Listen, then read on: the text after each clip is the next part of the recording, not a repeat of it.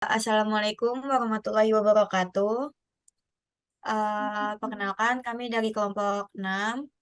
Di sini kami akan mendemonstrasikan tentang aplikasi Toko Kelontong.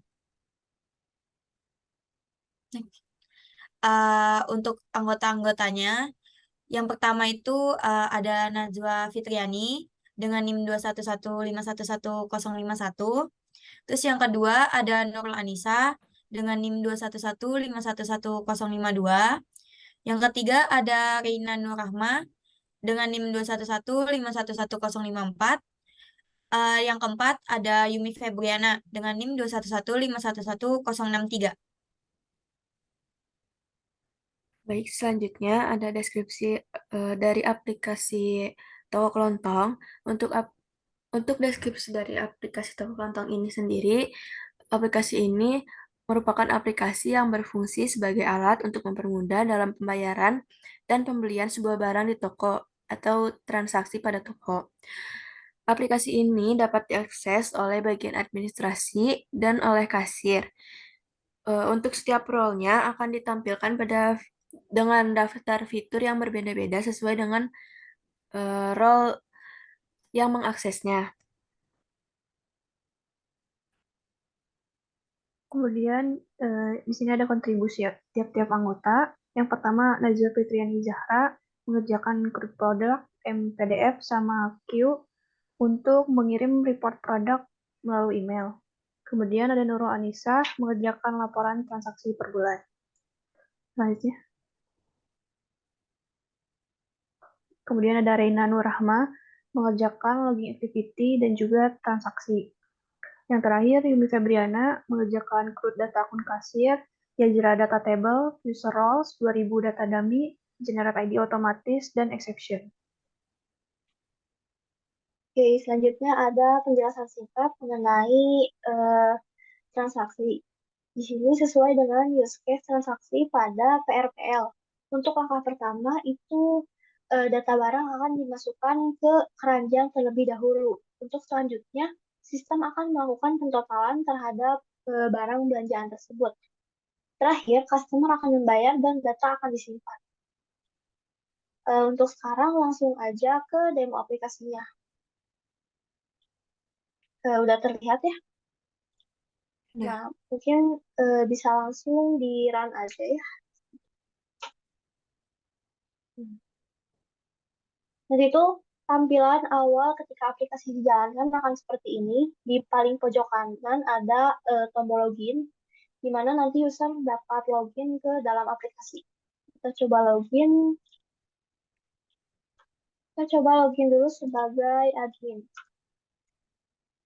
Oke. Nah, tampilan pertama ketika login akan ditampilkan dashboard seperti ini. Nah, untuk akses yang didapat oleh admin, ada akses user, kelola user, ada kelola produk, ada pula transaksi, ada stock report. Nah, stock report di sini itu untuk mendownload laporan dari produk, kemudian ada laporan. Mungkin dimulai dari user. Baik, di sini admin dapat membuat data akun pegawai kasir. Bisa langsung saja tambah. Nah, pada penambahan data akun kasir ini ada beberapa data yang harus kita isikan. Ada nama, username, kemudian ada email address, password, dan alamat.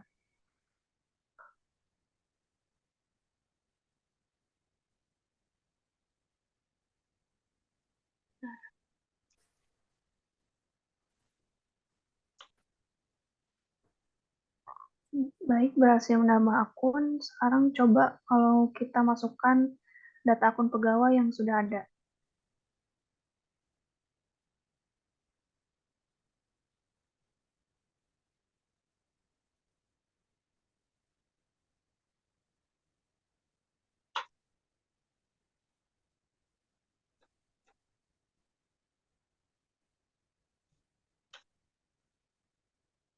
Ya, akan muncul exception bahwa email tersebut sudah terdaftar dan tidak akan masuk ke data yang baru. Kemudian kita coba edit.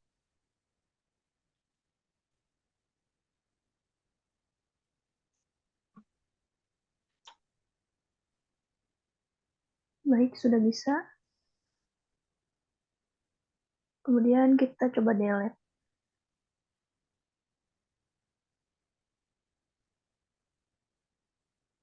Ya, data berhasil terdelete.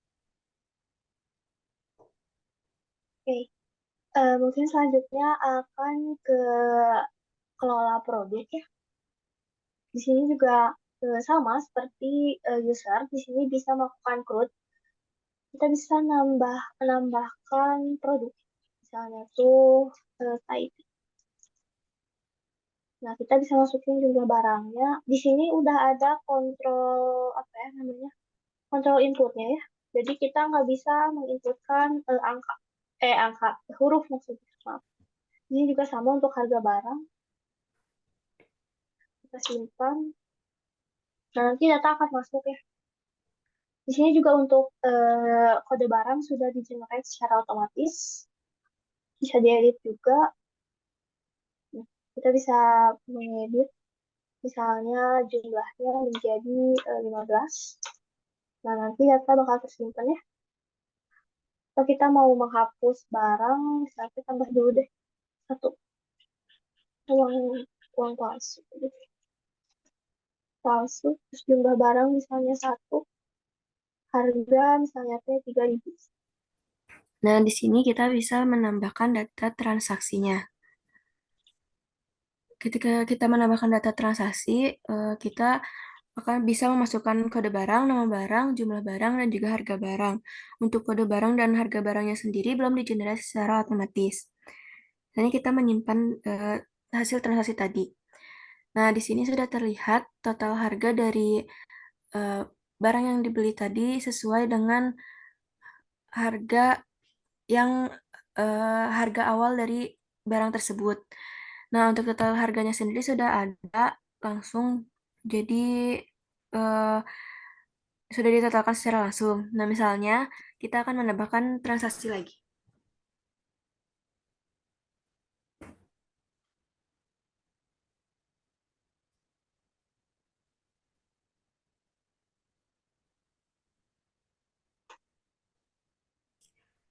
Nah, untuk total harga yang harus dibayarnya ini sudah berubah menjadi eh, hasil penambahan dari barang pertama dan barang kedua. Nah, ketika kita menyimpan, misalnya kita sudah selesai melakukan transaksi dan kita menyimpan data transaksi tersebut. Nah, seharusnya data transaksi tersebut masuk ke dalam tabel ini dan terbentuk nomor invoice-nya. Namun di sini belum terbentuk. Mungkin bisa dilanjutkan. Oke, mungkin selanjutnya ke ini ya yang menu stock report. Jadi menu stock report di sini itu untuk eh, mengambil data dari hasil report dari produk gitu. Langsung coba aja. Nah, ketika kita ngedownload stock report ini, maka nanti eh, akan tampil gitu ya hasil laporan stok barang per tanggal 8, misalnya tanggal hari ini kita mendownload pada tanggal 18 Desember. Nah, maka ini akan eh, mendownload laporan dari stok barang per tanggal 18 Desember gitu. Ini tuh sama filenya ini bisa dilihat ya kalau kasir ini tuh hanya mempunyai dua akses gitu. Di sini tuh hanya untuk produk dan juga transaksi gitu. Kayak gitu. Mungkin tadi kan kita udah melakukan banyak aktivitas gitu ya. Kita bisa lihat dari loginnya juga kali ya. Nah, di sini kita lihat, nah, mungkin bisa dijelasin. Baik, untuk loggingnya sendiri di sini sudah ada logging error, logging berhasil mengakses, dan juga logging peringatan. Nah, ketika ketika loginnya jalan dan sesuai, maka akan ditulis seperti yang tadi yang ada hijau-hijaunya itu. Nah, kalau misalnya error, Di sini kita juga sudah pakai Yajur Data Table. Misal di sini kita lihatkan table untuk user sudah pakai Ajax, kemudian di sini juga di sorting dari ascending itu dari yang terlama. Paling itu saja untuk Yajur Data Table karena Ya, Data Table juga ada yang dipakai di tempat lain juga ya, Yung. ya ada di produk. Sambil lihat lah. Oke, mungkin selanjutnya mau diujikan juga buat data produk 2000 ya, 2000 data udah terbentuk ya. Untuk sealernya kita bisa cek apakah udah masuk atau belum. Kita refresh. Ya, bentar, belum di run. Nah, deh, kita cek ulang. Nah, ini ada masih memproses ya, ini masih memproses untuk data. Nah, ini udah sebanyak 2000 data ya. Kita bisa lihat dari jumlah pagination-nya. Kita langsung ke akhir. Coba. Nah, kita bisa melihat dari eh, kode barangnya. Di sini ada sebanyak. Ya, di sini untuk shader kita pakai vector dari factory. Kemudian di sini untuk produk name-nya kita beri vector company karena sejauh kemudian di kode barang ini juga telah digenerasi secara otomatis di mana kode barang itu berisikan date tahun dibuatnya, kemudian akan ditampilkan sebanyak 13 angka menurut eh, menurut semakin bertambahnya barang. Misalnya yang pertama, yang kedua begitu. Kemudian ada quantity, di sini kami masukkan quantity semua barang adalah pertamanya 100. Kemudian ada price, ini untuk harga.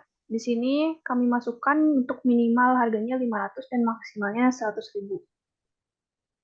Mungkin itu saja untuk Seeder. Oke, mungkin tadi juga kan udah dijelasin tentang fitur-fiturnya. Mungkin sekarang lebih ke menunjukkan codingannya yang tadi. Mungkin sekilas juga untuk laporan ini. Ini yang tadi untuk ini untuk controller laporan. Mungkin selanjutnya untuk mail tadi yang untuk mengirimkan ke setiap email ini untuk produk ya, yang tadi sudah ditampilkan pada Yajur Data. Nah, ini ada yang tadi ya, yang ada. Sini ada untuk report yang tadi ya, report yang laporan. Sini ada transaksi. Di sini transaksi ada dua ya. Mungkin boleh dijelasin aja apa bedanya.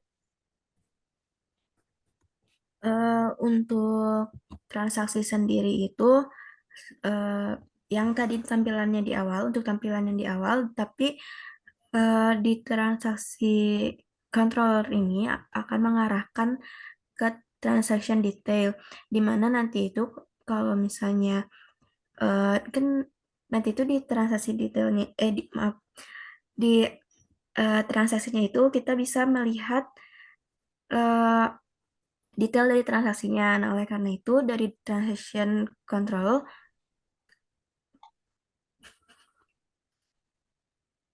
Untuk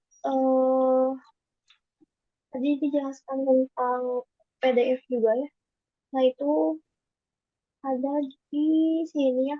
Ini ada penerapan dari di sini nggak pakai MPDF, tapi pakainya DOM PDF. Terus di sini ya,